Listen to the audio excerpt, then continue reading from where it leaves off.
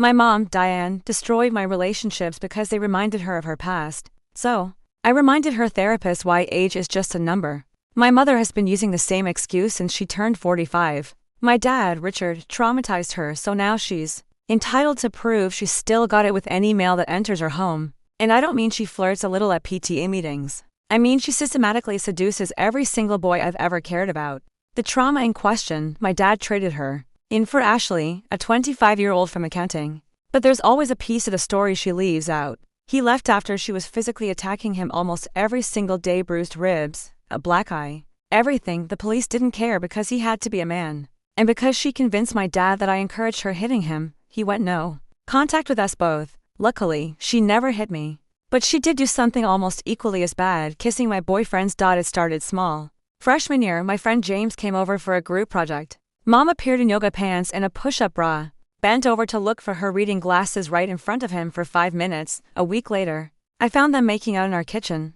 He was 15. She said I was being dramatic, that he reminded her of her youth. Then came Ethan, my sophomore homecoming date. She decided to volunteer at the last minute, and spent the entire night pulling him aside to check if we needed anything. 2 weeks later, my best friend saw his car at our house. While I was at practice, I came home to find his Letterman jacket in her bedroom. She convinced him that experienced women understood men better. We'd been dating for 3 months. Each time I tried going to the local, extremely rural police station, showed them her messages to my underage ex-boyfriends, pictures he'd sent her. I expected the officers to arrest her or at least tell her not to do it again. But no, the officers just smirked and said, damn, if I was that age, I'd want her to. Not really a crime when they're willing. They did nothing. By junior year, I learned to lie, Mom. I'm not dating anyone. Meanwhile, I've been with Lucas for 6 months. Different schools. No social media overlap. Told him my mom was going through something and we needed to keep distance. I made one mistake, though. She saw the corsage receipt in my car. A prom date. How exciting. I'll do your makeup. The night of prom, she insisted on pictures. Just a few with Mom. 45 minutes of poses later, she was adjusting Lucas' bow tie, touching his chest, telling him he must work out. When we tried to leave, she started crying about missing her own prom. How Dad never appreciated her youth. Lucas hugged her to be polite. She held on too long. I dragged Lucas out early, apologizing the whole way. He was genuinely disturbed. That was intense. I see why you kept me away. He promised to block her on everything, said he'd never let her get to him like she did with the others. I'm not just some high school kid. I can handle a desperate housewife. 2 days later, his best friend sent me a snap. It was a blurry photo of my mom in the McDonald's drive-thru with Lucas in the passenger seat. I called Lucas immediately. No answer. I sped home and used my key quietly. Found them in the living room. Her head on his shoulder, his arm around her, both half dressed on the couch. She was wearing my perfume. She looked up with those practiced tears. Honey, I'm so sorry. He just reminds me of my old self, a feeling wanted again.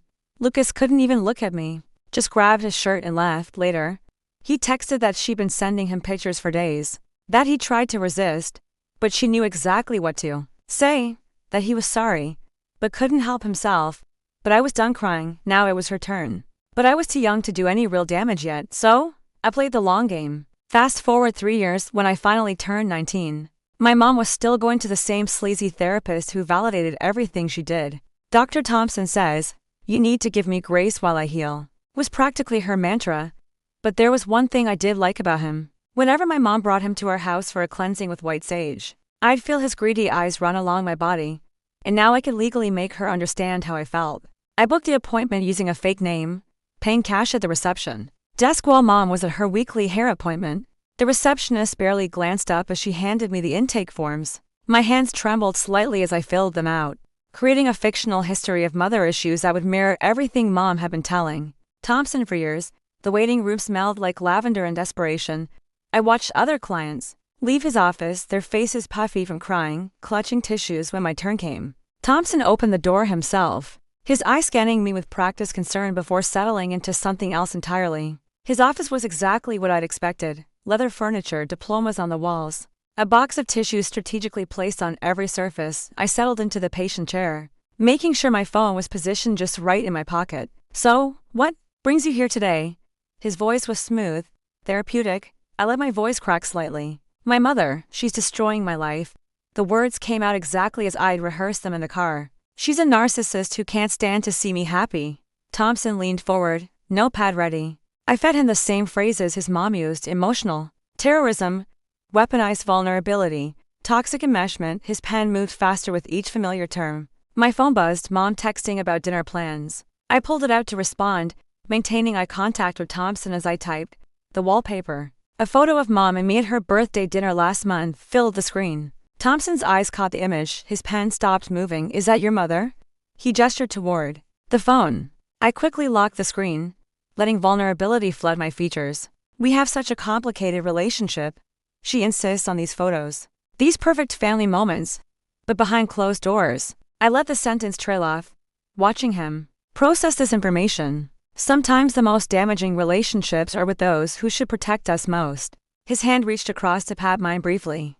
Given what you've shared, I'd like to suggest we meet twice weekly. The trauma you're describing requires intensive work.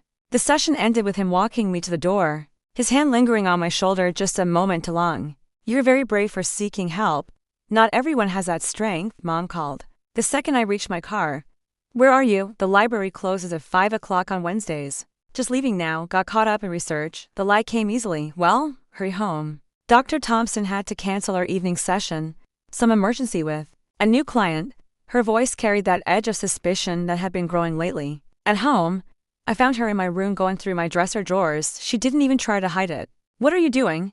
I'm worried about you, honey. You've been so secretive lately. She held up a receipt from the coffee shop near Thompson's office. This isn't near the library. I met a study group thereafter. Don't lie to me. She moved closer, and I caught the scent of her perfume. The same one she'd worn the night with Lucas. I know when you're hiding something. That's when she dropped the bomb. I installed a tracking app on your phone, for your safety, of course. Imagine my surprise when it showed you nowhere. Near the library today. My mind raced. I'd need a burner phone and fast. The next morning, she insisted on driving me. I'll drop you at the library myself. Can't have you getting distracted again. I had no choice but to play along. She watched me walk through the library doors, even waited until I was inside. I pretended to browse for 5 minutes before slipping out the back exit. The bus to Thompson's office took 20 minutes. I arrived flustered and late. I'm so sorry. I gasped as his receptionist let me in. No worries at all.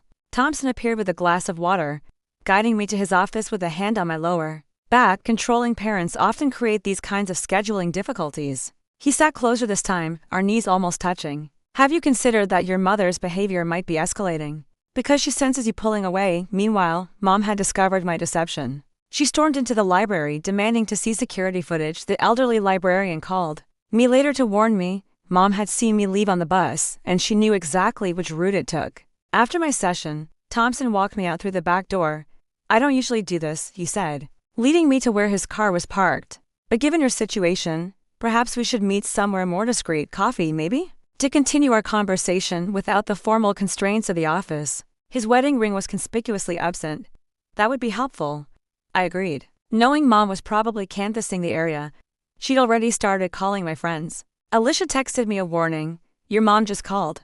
Told her you mentioned getting help, but didn't say where. She sounded crazy. Thompson handed me his business card, but he'd written his personal cell on the back. For emergencies or if you just need someone to talk to. I made it home before Mom, but she was waiting in the dark living room, mascara streaked down her cheeks. In her hands was my journal, the one I'd hidden under my mattress. How could you write these things about me? She quoted passages about her behavior with my boyfriends, her manipulation tactics. After everything I've done for you, you mean like sleeping with every guy I've ever dated? Your father abandoned us both. Do you know what that does to a woman's self-worth? She stood, moving closer, and now you're keeping secrets, sneaking around just like he did. I noticed she was wearing my perfume again, the one she'd stolen for her night with Lucas. I need to see Dr. Thompson more often, she announced. He's the only one who understands what you're putting me through. 2 days later, she had her emergency session. That evening, my phone buzzed with a text from an unknown number. Thompson, your mother is very concerned about you. Perhaps we should coordinate our approaches to ensure you're getting consistent support. Would you be free for coffee Thursday? I screenshotted everything. He was moving faster than I'd anticipated. Mom found the burner phone receipt in my trash the next morning. I'd been careless to focus on Thompson's text to properly dispose of it. What is this? She cornered me in the kitchen, waving the receipt. It's nothing. She grabbed my wrist, her nails digging in. You don't get to have secrets from me? Not after everything. I yanked away.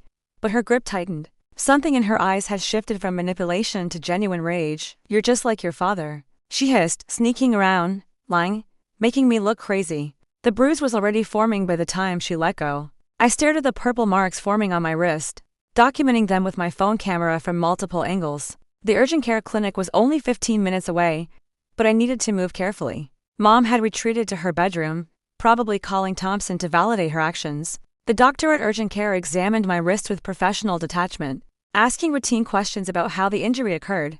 I stuck to my rehearsed story about falling while reaching for something on a high shelf, my hand catching awkwardly on the edge. She nodded, but her eyes lingered on the distinct finger-shaped bruising pattern.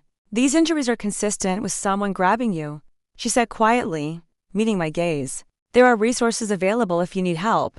I shook my head. Maintaining my story, she documented everything carefully, gave me care instructions, and let me leave without pushing further. The medical record would exist if I needed it later.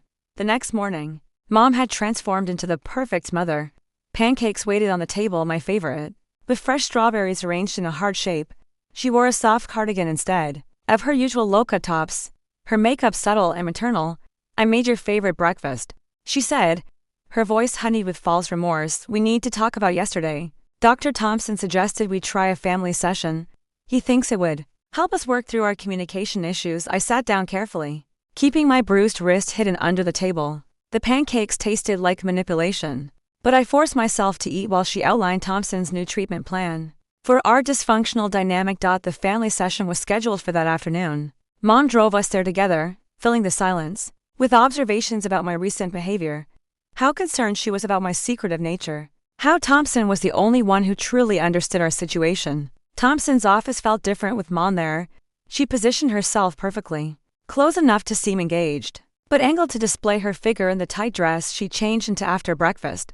I recognized it immediately. It was mine, taken from my closet that morning. "Thank you both for coming," Thompson began, his professional mask firmly in place. "Family dynamics can be complex, especially when there are trust issues involved." Mom launched into her performance immediately. She spoke about my increasing detachment, my concerning secrecy, the way I'd been pulling away from healthy family bonds. Her hand occasionally touched her chest as she spoke, drawing Thompson's attention exactly where she wanted it. "She's been lying about her whereabouts," Mom continued, tears threatening at the corners of her eyes. "And I'm worried she might be developing inappropriate attachments to older men. It's a pattern I've noticed recently."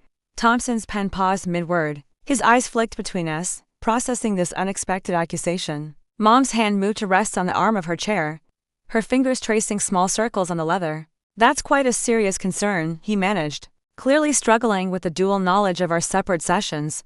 "What makes you think this might be happening?"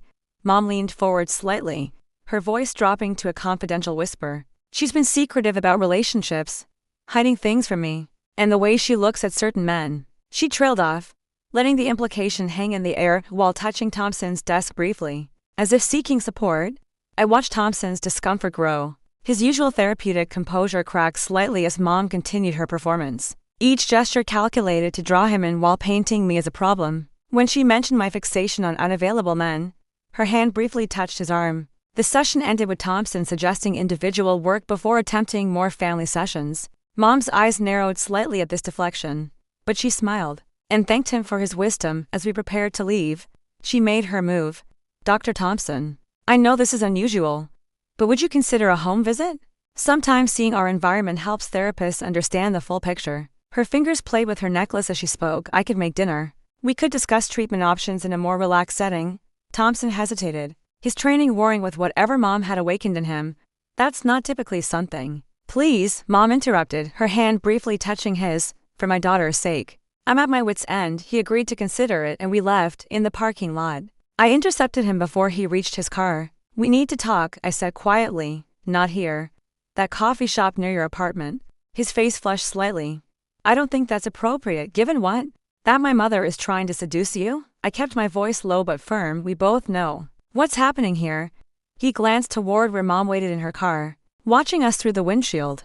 "Thursday, 3 p.m., Brevity Coffee." He walked away quickly, not looking back. Mom followed me home in her car. I could see her in my rearview mirror the entire drive at home. She cornered me in the kitchen. "What were you discussing with Dr. Thompson?" Just clarifying something about insurance, I lied smoothly. Her eyes searched mine for deception. He's a good man, the only one who sees through your manipulations. The irony of her statement would have been laughable if it weren't so twisted. Thursday. Arrived with Mom mysteriously deciding to run errands. I knew she was following me.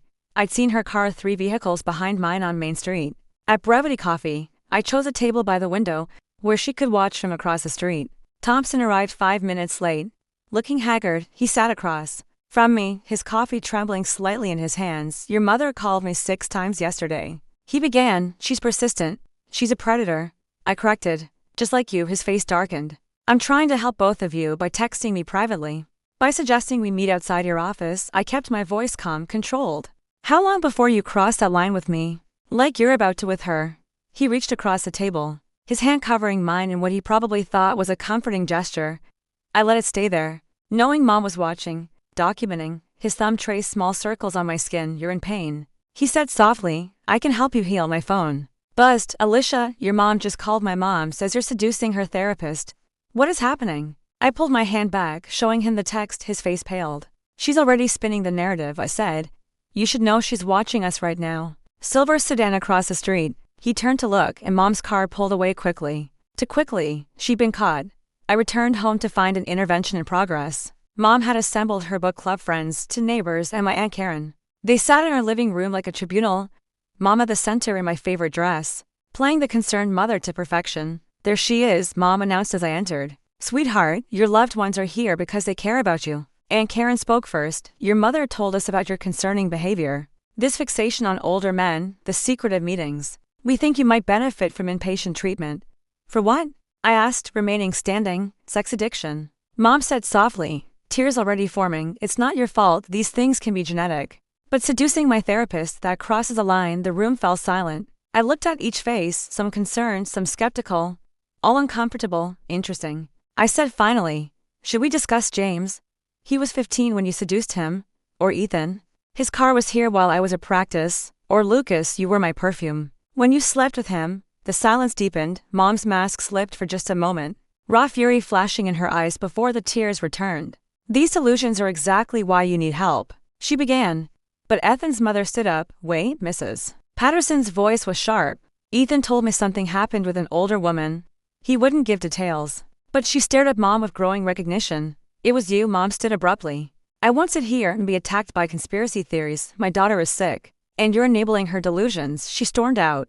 But the damage was done. The gathering dispersed in awkward murmurs and exchanged glances. That evening, my phone lit up with a text from Thompson. Your mother canceled all appointments. We need to talk. My apartment tomorrow, 1247 Oak Street, apartment 3B.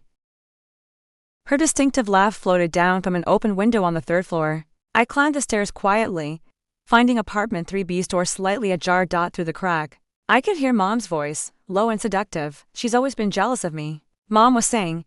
Even as a child, she competed for male attention. Her fathers, her teachers, any man who entered our lives. That must be difficult, Thompson's voice responded. But it lacked his usual therapeutic distance. You understand me? Mom continued. I heard movement, probably her moving closer. No one else sees how hard I try, how much I sacrifice. I positioned my phone to record through the door crack. Mom had removed her jacket, revealing a low-cut blouse I recognized from my own closet. She sat unnecessarily close to Thompson on his couch, her hand resting on his knee. Your daughter seems to think there's something inappropriate about our connection, Thompson said. But his protest was weak. My daughter wants everything I have, Mom replied, leaning closer. My clothes, my perfume, even my therapist. But you see through her, don't you? Thompson's resistance crumbled as Mom deployed the same tactics she'd used on Lucas. Her hand moved to his chest, her voice dropping to a whisper I couldn't quite catch. His hand covered hers. Maybe we should explore this connection, he said, his professional boundaries evaporating, to better understand your family dynamics. Mom's clothes were already sliding off when I backed away from the door. My foot caught a potted plant in the hallway, sending it crashing to the floor. Footsteps approached the door rapidly. I bolted down the stairwell, taking the steps 3 at a time. Behind me, I heard Thompson's door open fully, his voice calling out. I didn't stop until I reached my car, my hands shaking as I started the engine. For 3 years, I'd researched Dad's whereabouts online. His LinkedIn showed he worked at Morrison Industries across town. I'd never had the courage to reach out. But desperation drove me there now. The security desk wouldn't let me past. Without an appointment, I scribbled a note on visitor center stationery. She's doing it again. Check Dr. Thompson's license. It's already suspended. Your daughter needs help. I was walking back to my car when a voice called out behind me, "Excuse me." I turned to find a polished woman in her early 30s, her face familiar from careful social media stalking. "Ashley, Dad's wife, I recognize you," she said carefully. "From your mother's Facebook. She tags you sometimes." My throat tightened. "I just needed to. He's been wanting to contact you," Ashley interrupted.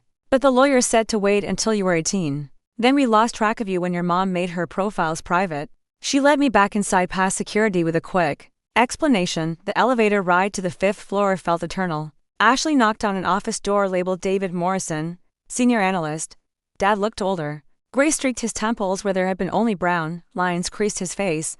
But his eyes, the same green as mine, filled with tears the moment he saw me. "Oh God," he whispered. "Is it true?" "The note." I nodded, unable to speak. He crossed the room in 3 strides, pulling me into a hug that felt like coming home. "I hired a private investigator." He said it to my hair. "I know about James, Ethan. Lucas, I know what she did to them.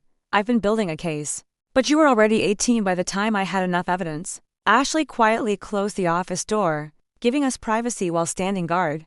"The pie found something else," Dad continued, pulling back to look at me. "Thompson lost his license 2 years ago for inappropriate conduct with a client, your mother's. Been seeing an unlicensed therapist, paying cash to keep it quiet." The pieces clicked into place. That's why he was so eager to cross boundaries.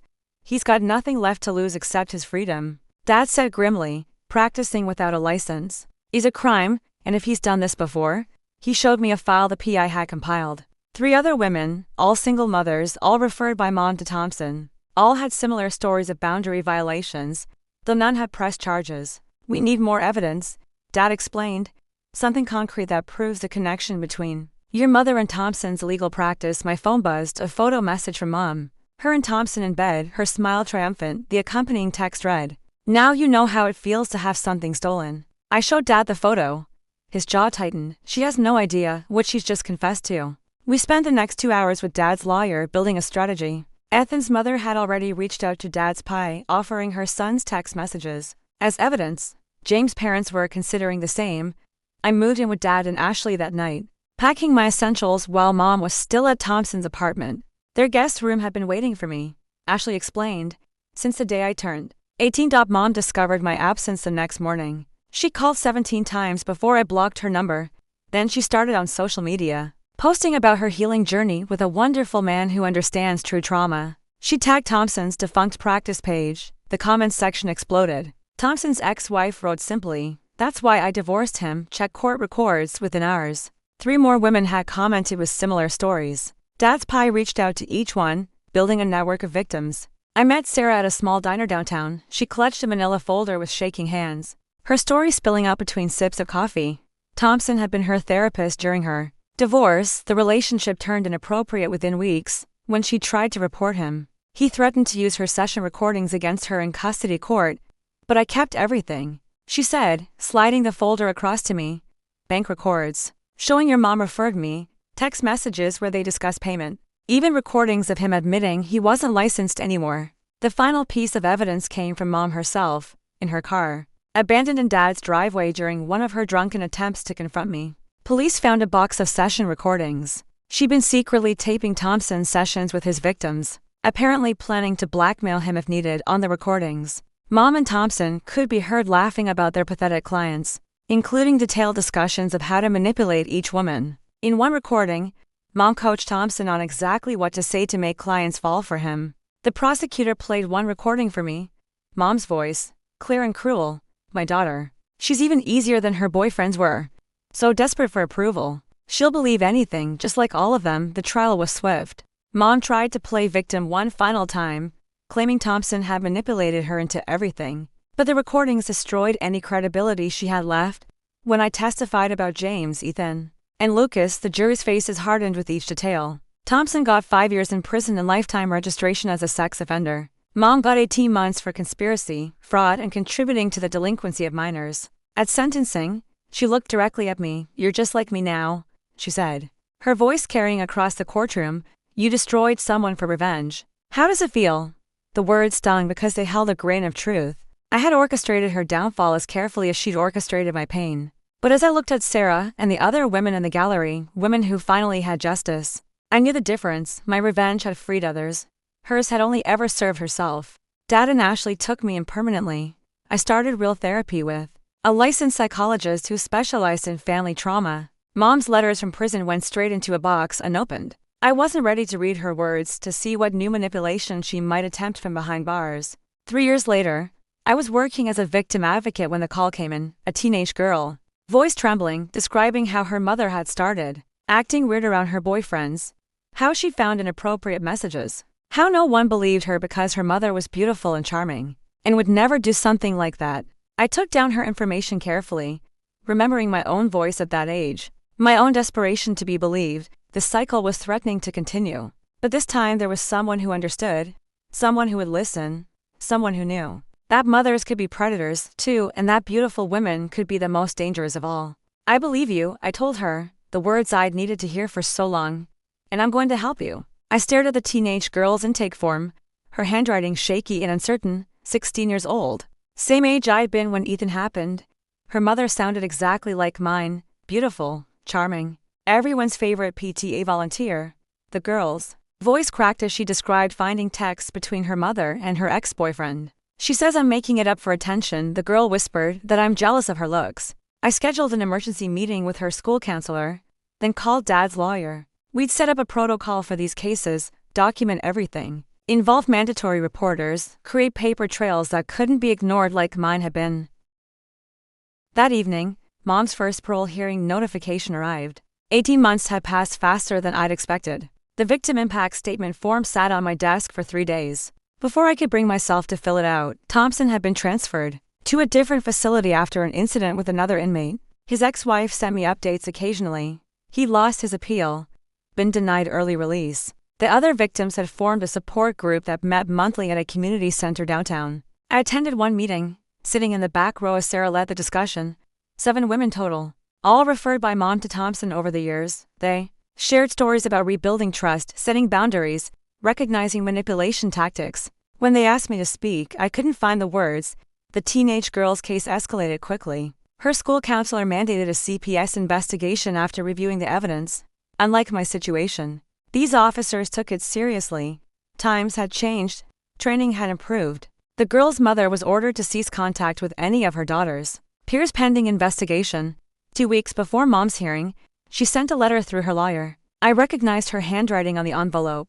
The same loopy script that had signed permission slips and forged Dad's name on divorce papers. Ashley found me staring at it in the kitchen. You don't have to read it, she said gently, or you can read it with support. Your choice. I opened it alone in my room that night. Mom's words were carefully crafted, probably edited by her prison therapist. She wrote about understanding her actions, taking accountability, wanting to rebuild our relationship. But between the lines, I could still see her patterns, subtle blame shifting, minimizing, painting herself as a victim of circumstances. The parole hearing was scheduled for a Tuesday morning. Dad took the day off work to drive me there. In the parking lot, I spotted Ethan's mother heading inside. She'd submitted her own statement about the lasting impact on her son inside the hearing room. Mom wore prison blues instead of her usual carefully chosen outfits. Her hair had gray roots, her face bare of makeup. She looked smaller, somehow older. When she saw me, her eyes filled with tears that might have been genuine. The parole board asked her about her rehabilitation progress. She spoke about therapy, groups, accountability exercises, understanding the harm she caused. Her voice broke when she mentioned missing my college graduation. As if that was a real tragedy here. When my turn came to speak, I stood on shaking legs. I prepared a speech about second chances and rehabilitation. Instead, I found myself talking about the teenage girl who had called her office, about the 7 women in Sarah's support group, about cycles that threatened to continue. She's not ready, I said finally. She's learned to say the right words. But she hasn't changed. She'll find new victims, new ways to manipulate. The pattern is too deep. Mom's mask slipped for just a moment, that familiar flash of rage before the tears returned. The board members took notes, their faces unreadable. Ethan's mother spoke next, her voice steady as she described her son's struggles with trust, his therapy bills, the relationships he'd sabotaged because he couldn't believe anyone actually wanted him for himself. James' mother had sent a written statement about her son's anxiety, his fear of older women, How he dropped out of college after a professor reminded him of Mom. The board denied parole. Mom would serve her full sentence, eligible for review again in 6 months. As guards led her out, she looked back at me once. No words, just a look that promised this wasn't over. Outside, Ethan's mother hugged me briefly. "You did the right thing," she said. "My son wanted to be here, but his therapist advised against it. He's doing better, though. Started dating someone his own age." The teenage girl's case resolved 2 months later. Her mother accepted a plea deal, probation, mandatory therapy. No contact with minors outside her family. Not perfect, but better than the nothing I'd gotten. The girl started attending our support group, the youngest member, but not the only teen. Thompson was attacked again in prison, this time seriously enough to require protective custody. His ex-wife stopped sending updates after that. Sarah's group grew to 12 members, then 15. We moved to a larger room at the community center. Dad and Ashley announced they were expecting a baby. The news hit me harder than expected. Jealousy mixing with genuine happiness for them in therapy. I worked through feelings about the family Dad would have that didn't include Mom's poison. Ashley asked me to help decorate the nursery, a gesture that meant more than she probably knew. The teenage girl graduated from our program 6 months later. Her mother had violated probation by showing up at her daughter's school dance, claiming she just wanted to see her in her dress. Back to court, extended probation. Stricter terms. The girl moved in with her father, started therapy, began to heal. Mom's second parole hearing approached. This time, I didn't attend. Ethan spoke via video link, his voice stronger than his mother had described. James sent a statement through his lawyer. Lucas remained silent, but his absence spoke volumes. Parole denied again. Mom had been caught with contraband, a cell phone she'd been using to contact Thompson through a smuggled number. They'd been planning something, though the details remained sealed in her disciplinary file. I started dating Nathan, a social worker from the community center. He knew my history, had read about the case in training materials. Our first dates were cautious, both of us carrying our own damage. He'd grown up with an alcoholic father, understood family dysfunction in his bones. The night before Mom's release date finally arrived, I couldn't sleep. 3 years had passed since her conviction. Thompson still had 2 more to serve. But Mom would be free in 12 hours. Dad installed security cameras, changed the locks, updated the restraining order. She didn't come. Instead, a process server delivered papers 2 weeks later. Mom was suing for defamation, emotional distress, and destruction of property apparently. The recordings I turned over to police.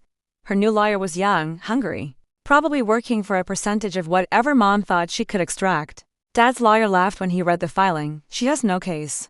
This is harassment through litigation. We'll countersue." The legal battles dragged on for months. Mom found work at a salon 40 miles away, telling co-workers she'd been wrongly imprisoned by a vindictive daughter. Someone always believed her story, at least at first. She cycled through 3 jobs in 6 months as the truth inevitably surfaced.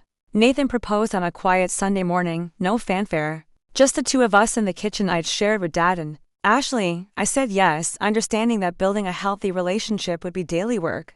Constant vigilance against patterns I'd inherited. Mom showed up at our engagement party. Security removed her before she could make a scene, but not before. She pressed a letter into my hand. I threw it away unread. Some cycles had to end with silence. The teenage girl from that first call became a peer counselor, helping other teens recognize predatory behavior from trusted adults. She spoke at high schools, community centers, anywhere that would listen. Her mother had found new victims, but now people knew to watch for the signs. Thompson died in prison 8 months before his release date. Heart attack, the official report said. His ex-wife called to tell me, her voice neutral. Mom posted about it on Facebook, grieving the loss of a great healer who understood true pain. The comment section told its own story of women who'd learned to recognize predators. At my wedding, Dad walked me down the aisle while Ashley held their toddler daughter. Mom's absence felt like presence, the space where she should have been, filled with people who'd actually protected me. Ethan sent a card. James' mother attended. Lucas remained a ghost, but his mother hugged me at the reception. I kept working at the advocacy center. Each new case a reminder that Mom wasn't unique. The patterns repeated. Charming mothers, trusting teens, systems that still sometimes failed, but more often now we caught them. More often, someone listened. Mom started a blog about her wrongful conviction, gathering a small following of other alienated mothers. Dad's Pie monitored it, documenting any threats or escalation. She posted old photos of us, edited narratives where she was always a victim. I stopped checking after she posted. My prom photo with Lucas cropped out.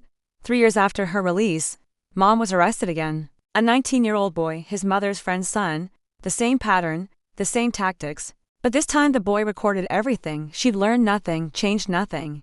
The cycle she'd accused me of perpetuating had always been hers alone. This time, I felt nothing, no satisfaction, no vindication. Just tired recognition that some people choose their patterns over everything else, even freedom. I was pregnant when the verdict came down. 5 years, no parole. Nathan held my hand as we watched the news coverage brief, local.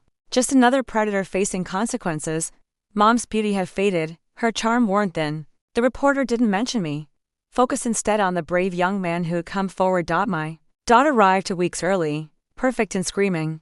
As I held her, I thought about cycles and choices, about the patterns we inherit and the ones we break. Mom would never meet her, never have the chance to poison another generation. The advocacy center expanded, adding satellite offices in 3 counties. I trained new counselors, teaching them to recognize the signs everyone had missed with me. The teenage girl who'd started it all graduated college, became a lawyer specializing in family law. She sent updates occasionally, photos of her thriving. Despite everything, some nights I still dreamed about Mom, not nightmares exactly, just memories tinged with the sadness of what could have been. In the dreams, she was still beautiful, still charming, still choosing her hunger over her daughter's heart. But mornings came with Nathan's coffee, my daughter's laughter, work that mattered, the life I built from the ashes of what Mom had burned. It wasn't perfect, trust remained difficult, intimacy required constant work, and I checked locks twice before bed. The last time I saw Mom was on security footage from a grocery store near her halfway house. She looked old, ordinary, just another woman buying milk. No one turned to watch her anymore. Her power had always required an audience, and now she had none. I deleted the footage. Closed that chapter. My daughter was learning to walk, stumbling between furniture with determination that reminded me of myself. She grew up knowing boundaries, understanding consent, recognizing manipulation before it could take root. The cycle hadn't broken. It had ended not with revenge or vindication, but with the simple act of choosing differently, every day, every small moment, choosing to build instead of destroy, choosing to protect instead of consume. Mom would serve her time, possibly find new victims, definitely blame everyone but herself. But her reach had limits now, her patterns recognized. Her power diminished to what it had always been, a desperate woman feeding on others' trust. I signed adoption papers for Ashley's second child, officially becoming the sister I'd already been. Dad cried at the ceremony, finally able to give me the family he'd always wanted us to have. Mom became a story we rarely told, a lesson learned, a past that no longer defined our future. The work continued, new calls, new cases, new cycles, threatening to begin, but also new victories, new voices speaking truth, new systems learning to listen. Each small triumph proved that patterns could be broken, that daughters didn't have to become their mothers, that beauty without conscience was just another cage. My daughter took her first steps on a Tuesday afternoon, reaching for me with absolute trust. I caught her, held her close, promised silently to be the mother I'd needed, not perfect, but present, not consuming, but nurturing. The cycle ended with choice, and I chose her, chose us, chose the life Mom had tried to steal but couldn't. Because in the end, that's what broke the pattern, not revenge or justice or even understanding. Just the daily decision to be different, to choose love over hunger, protection over predation. The cycle Mom started ended the only way it could, with someone finally saying no, meaning it, and building something better from the ruins.